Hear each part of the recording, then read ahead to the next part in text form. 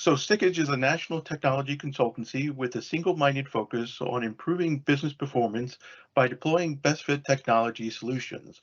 We help our clients understand what could be, helping them set priorities and take responsibility to deliver transformative digital strategy. What are we trying to solve? So for business owners, business growth is the name of the game. It's important to establish protocols easily that can grow with your business to protect your assets. And I want to focus in on that assets because we're going to cover that again in just a moment. So businesses rely on technology to perform daily functions. The internet connects businesses to their information and allows for high-speed communication. However, the convenience of the internet comes with some risk. Crimes that occur in real life are now facilitated through the internet, such as credit card fraud, identity theft, and embezzlement. So we need to try to protect them. So we must work together as a group to try to protect cyberspace.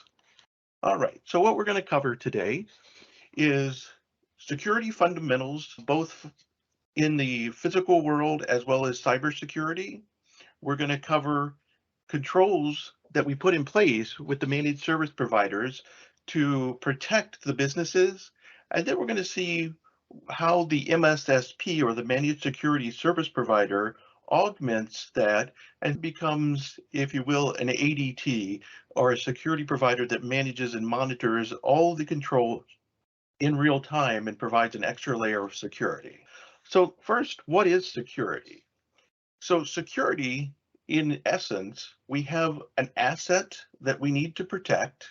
There has to be a vulnerability to that asset, and there has to be a threat to that asset that creates a risk. The risk is what we're trying to minimize. So the goal of security is to reduce the risk for that asset. We can only control the vulnerability from a cybersecurity standpoint. We have a very difficult time controlling the threat because it's external to the organization, and the only ones who can really control the threats are governments from a law enforcement or a military standpoint. So we install the controls necessary to reduce the risk by reducing the vulnerability and closing our attack surface for the asset.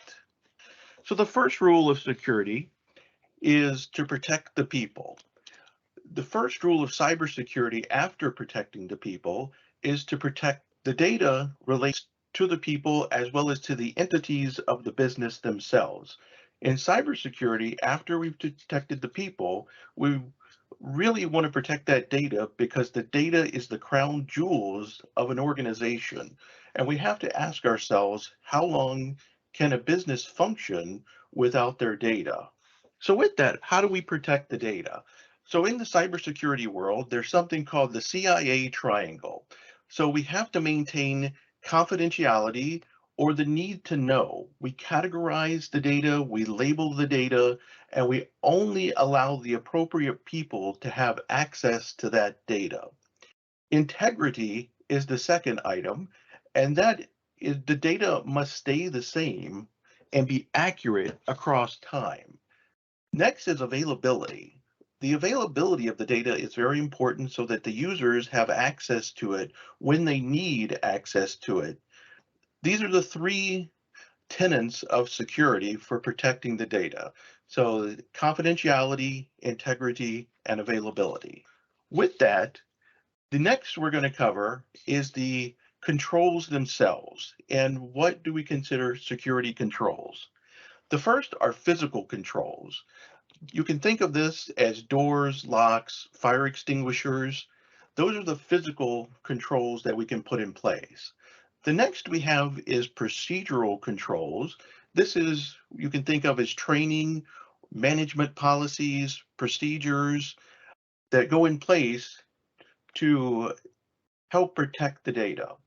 Next, we have our technical controls, and this is the one we think of the most, where we have firewalls, antivirus, user access for authentication, as well as authorization to that data. Next, we have the legal, regulatory, and compliance. So you can think of these as laws or industry rules those are the four types of controls that we have. And then when can we use the controls? So we have preventative controls that we try to put in place before an incident occurs. And this is to deter the incident from occurring in the first place. So some of the controls in the physical world we use are locks and doors. In the computer world, we use the usernames and passwords to try to protect the data to make sure people can't get into the system ahead of time. We have virus scanners to try to catch any type of downloads that are malicious before they're even, trying to be executed.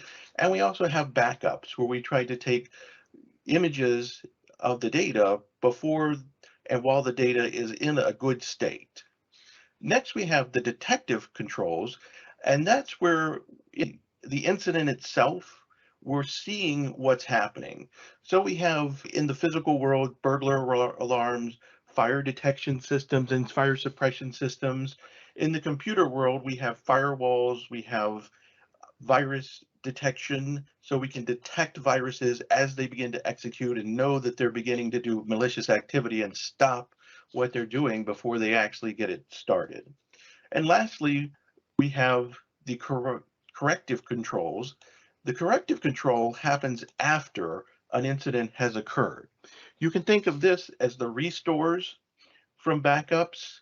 After data has been corrupted, we can restore that data back to its original state. Let's say we had ransomware attack, so we can restore that data back to its original state, and we're back up and running, and we've been able to protect that data. Next, you can think of a reboot. Sometimes we'll fix after something happens where the data becomes unavailable or a system locks. Quarantining viruses after they've been detected is a idea of a corrective control. And then we can just change procedures, change the laws. Those are other corrective controls that we can take after the fact. Next one I wanted to talk with you about is the layers of defense. So we have defense in depth is the concept. So from this slide, I'm not going to go into great detail with this because we're going to go through all of these, but you can see the data in the center and it's protected by all the layers that we need to put in place so that if there's a catch, it'll be caught at one of these layers and another layer may miss it. So we stack the controls into layers. Each layer defends the data using different methods. This enables different layers to catch the different attacks. And this, is a simplified version of how the controls are put in place to defend the data. So next, we're going to jump into the MSP and how the MSSP defend these layers to protect the data. So before I get into how we protect the data, just a little bit about the MSP and how the managed service provider works and operates. So the IT operations focused is what the MSP is really there for. We're really great at keeping the lights on for businesses, for helping recover when systems go down, for doing backups, for installing the appropriate systems necessary. So the MSP builds on the information to create a foundation for the business to function. This includes the security controls to protect the data, and we install those in the layers necessary to protect that data. So we help the business plan and create the strategic operations for their information processing. To do that, this includes building the infrastructure, installing the security controls, and managing the continuous improvement of the business as we move forward. So what's the benefit of hiring an MSP to help you? So we have expert staffing. Everyone has industry standard certifications in their area of expertise. They're security focused in their mindset. They understand the layers of controls that they're putting in place and how they're used together to protect the data at the other layers. They focus on your business and they keep the office working, and resolve downtime is their primary focus to get you back up and running as quickly as possible. And then industry standard operations. So this is where we use equipment that is mainstream and very standardized. And then we hire folks with the talent to support that infrastructure. And it brings peace of mind knowing that the equipment and support are standardized and the operations are in mainstream so that you're getting the highest level of security from the, again, going back to the CIA triangle, so that you know that you're getting the confidentiality, the data integrity, and the availability necessary to run your business. So the controls that we install, first and foremost, we have an internet connection that connects us to the internet. So we put a firewall router in place that blocks access in and out and provides a level of security. The internet can be thought of as a very open and free space where people are allowed to do whatever they want. However, we want to live in a gated community, and that's what the firewall provides us, is that gated community into our private network so that we can feel safe knowing that we're preventing and detecting any attacks that are coming from the outside. Some of the ways that the firewall does this is through the intrusion detection systems that are in place and the intrusion prevention systems that are in place. The intrusion detection, one way that works is just looking at signatures the same way that virus scanners to know that certain packets are looking like they're already pre-known and they are a threat and can be turned off. The intrusion prevention system, with cloud-based systems today, we're able to keep a list of known threat actors and be able to stop connections immediately so that the firewall rules become dynamic and we don't have to hard code every bad threat actor in real time. So this provides for confidentiality and integrity looking at our CIA triangle. Next, we have the wireless access points or the Wi-Fi that we use. So with that, the way that we protect that is through encryption and authorization. So you're authorized to get onto the network through a password, and this maintains the confidentiality of the data that's going across that wireless access point. Next one is an SD-WAN. This one, from a security standpoint, doesn't have, it depends on which SD-WAN you go with. The one that we particularly use at Sikich provides for high availability as well as packet prioritization when you're looking at VoIP phones or Teams, and it allows for the availability of that data so that the prioritization makes sure that the services that need to be at the top of the list and have the requirements to be highly available actually are highly available. Next, we work on the workstations and servers. So these are considered the endpoints to the network or where the data actually lives. So they have many more controls at the workstation than some of the other components. So the first thing we do is install a local firewall to try to mitigate connections that are not appropriate and to protect the system in that layer. So next, we put in virus scanners and virus detectors. Depending on the level of virus scanner, there's two types. One is where they can detect static, known bad programs, and then there are behavioral based. In the industry today, you'll see things like manage, detect, respond. Those are the type of virus scanners that can determine if the behavior is suspicious and stop that behavior in real time, even to the point where they can have the features to roll back behavior if something malicious has occurred. Next, we do the backups for these systems to make sure that all the data is protected. We do the patching and updates, which is these two are probably the most important things you can do for the data that resides on computer systems is the backup and the patching. A lot of times we see where exploits have occurred just from the fact that we don't have good patching procedures in place. One of the most important things is to take those good backups to make sure that if there is an incident, that we can recover that data.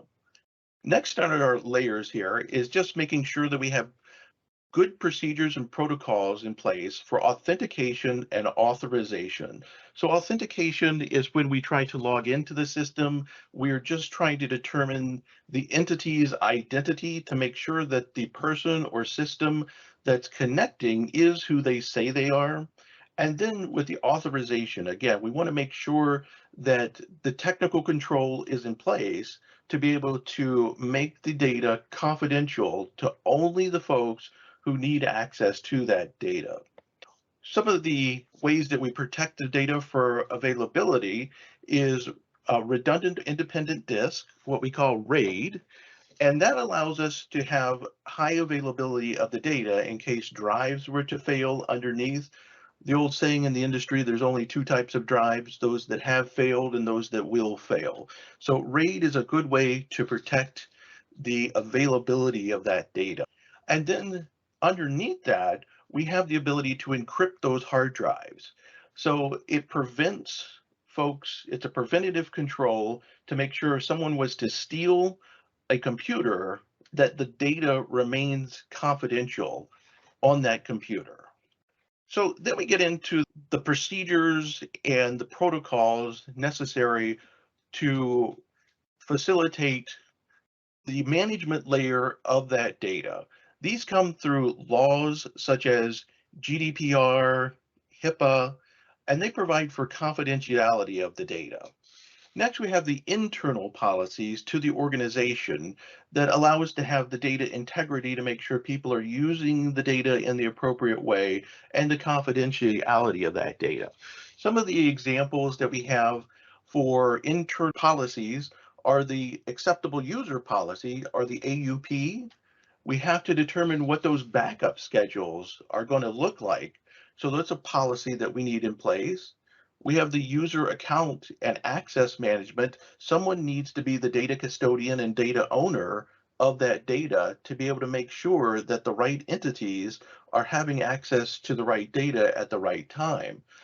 Other areas where policies are important are in software licensing to make sure that we're not breaking the law and to make sure that we're able to update our systems and patch them to the appropriate levels. Then we have the archiving policy. How long do we need to keep the data? And the longer we keep the data, the more of a liability that it potentially becomes, and the more we may want to purge some of that data. Then we have the patching policies. We have the life cycle management policies for upgrading, replacing systems to make sure that we stay at the most current technologies. And one that is really important these days is the multi-factor authentication standards for all access to systems is a policy that we want to put in place to protect the integrity of the authentication of the users. So then we get into the next area, and that's the industry compliance. So these aren't laws technically, but to function within inside of the industry, such as the credit card payment arena, we need to have a certification for our PCI payment card industry. And then this provides the industry the knowledge that we have the confidentiality and integrity for that certification. If you need help with PCI, Stickage is one of the premier certified entities to be able to help you with that. So next we get into some of the software as a service that the MSP can provide help with. Sikich does a great job with Microsoft 365. So some of the, if you're not familiar with Microsoft 365, some of the products that are inside of it are SharePoint, OneDrive, the email and calendaring system, which is Exchange Online. Then we have the Teams, which we're on right now for messaging, video conferencing, and the phone system. And then also it comes with the Office applications such as Word, Excel, PowerPoint, and many more. So with this, to protect that system, we have the authentication again, the authorization, the multi-factor authentication to double verify that entity is who they say they are, and to be I forgot to go over what multi-factor really is. So to have a second form of authentication, it's something that we've been using for years in the banking industry. They give you a credit card and a PIN. So you have something in your hand that you own, and then something that, so the third option for an MFA token is something that you are. So something you have, something or something that you are, such as a biometric, are what we utilize for multi-factor authentication. With Microsoft, we're able to also do geolocation to make sure that you're logging in from a particular country or you're logging in not from a particular country, so we can block access from known entities out in the world, depending on what level of security you need. And we have the ability to back up. The product that we use to back up Office 365 at Sikich is called Sikich. And then we have data loss prevention is another control in place for the Microsoft Cloud. It allows us to do the intrusion detection, the intrusion protection, and it also allows us to encrypt the messages and documents, categorize, label the documents, and protect those at the ability to take access away if the user was to leave the organization. So all these together bring confidentiality, integrity, and availability to the data associated with software as a service. Lastly, we have the most important asset that we protect, and that's the user. We do this through security awareness training. The people are our greatest asset, and we need to create a human firewall to protect the other layers. All of the technologies or technical layers that we've created so far can easily be thwarted by a human who is untrained, and they can be the greatest weakness to our system. So training the users on good password hygiene and what MFA is and why they need to use it, educating them on safe web browsing and only going to acceptable sites in our acceptable usage policy for the organization is important so that they're not browsing outside to unapproved sites that potentially could have malware and other malicious software easily downloaded. So data privacy and the acceptable usage is a very important concept that we need to instill in the users. One where we focus on, and we see a lot in the industry today, is email phishing attacks. Since the pandemic started in 2019, we've seen an increase in phishing attacks over 600% right now, leading to potentially ransomware attacks. And there's been almost a 2,000% increase since 2017 in phishing attacks that'll lead to ransomware attacks. Lastly, we need to teach them what to do in case they notice that there is something wrong. And not shaming them if they do something wrong, to let them know that they just need to report the incident either to their manager or to computer security. Together, all this brings confidentiality, integrity to that data once we have a well-trained individual. So then we get into this managed security service provider and what do they bring to the table. The managed security service provider builds off what the MSP has created as the foundation. This includes the security controls that we've talked about to protect the data. The MSSP builds on those controls. All the data is from those controls are gathered and logged to a central repository inside of the MSSP, and then alerting can take place off of the activities or events taking place that look suspicious. The Security Operations Center then takes a look at those suspicious alerted activities and can respond to them. The staff is 24 by 7 by 365 for the managed security service provider. So what's the benefit of a managed security service provider? Again, you get expert security staff, folks who have a security mindedness beyond where the MSP has. They do nothing but review security logs all day long, and they're there to help the clients with security related issues. The next is it reduces the staffing cost. So security professionals are relatively expensive because they're in short supply right now and in high demand. So starting salaries coming out of college for individuals going into the security profession can start at around $60,000 just for an untrained person going up from there. And that's for one person. So to hire an entire team and have the senior security folks can become very expensive very quickly, where outsourcing to a managed security service provider can reduce that cost substantially. So it lowers your risk and increases your security by having systems and personnel always watching your environment.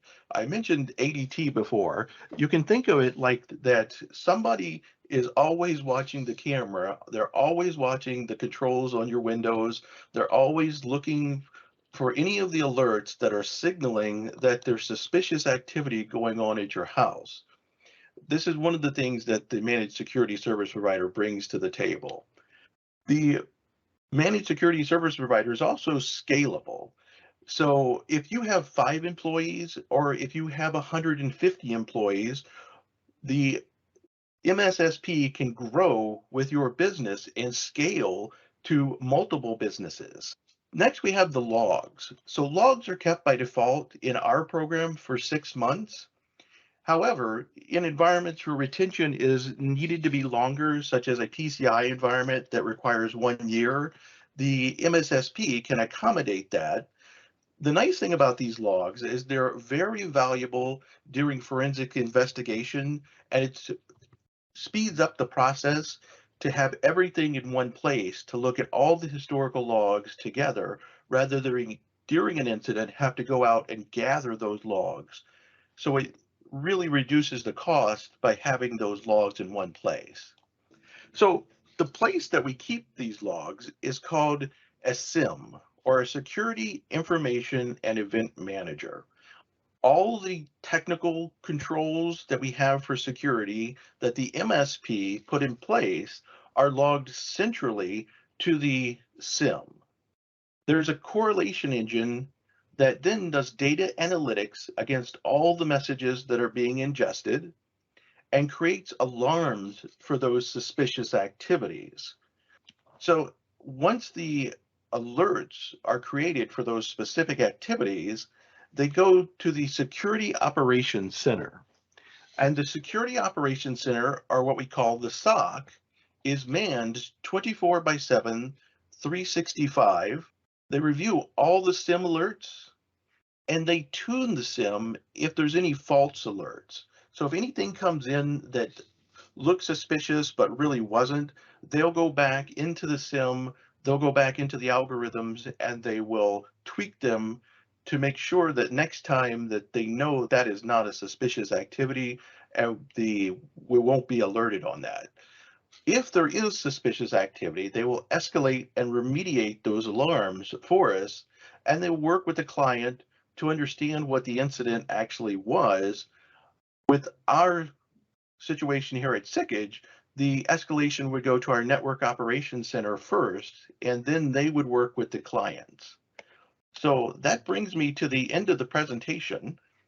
I want to thank everybody for attending today. Mike, I believe you have a poll question for the group. Yes, it's a short one-question poll. If everybody click on answer yes or no and click submit, that would be appreciated. Also, I'd like to open it up to questions. If anybody has any questions, please add your questions to the chat. Okay, Larry, it looks like we do have a question. Ryan's asking, how do you handle BYOD? So with that, part of the managed, it depends. So is the answer to that. With a BYOD, we tend to connect those to guest networks and not to the primary network just because they're an unknown entity. However, we do have software in place that can detect if it is a rooted device or if it's got the proper virus scanners on it to not connect to a primary network, but in general, that's how we would handle that, is that we would highly recommend it for a bring your own device. It would go to a non-production network and be isolated off of the production network. And we do have another question, or actually that's a comment. Okay, any other questions before we wrap up today? Okay, thanks everyone for joining. We will be sending a wrap-up email likely tomorrow with a recording to this webinar. One more question before we go. Larry, there's a question of local server versus cloud for firewall management. So we would normally create a VPN to the cloud. I'm not sure there's too many to choose from, but we would create a virtual provision data center link to that cloud-based server that would make it look like that it was a locally hosted server, is how we would handle that. So the data would be encrypted in flight so that everything would be protected as the layer that we would use there. And then we would install the same software that we would install on a local managed computer or server locally. We would do the same thing into the cloud. Thank you everybody for joining, and have a good rest of your day.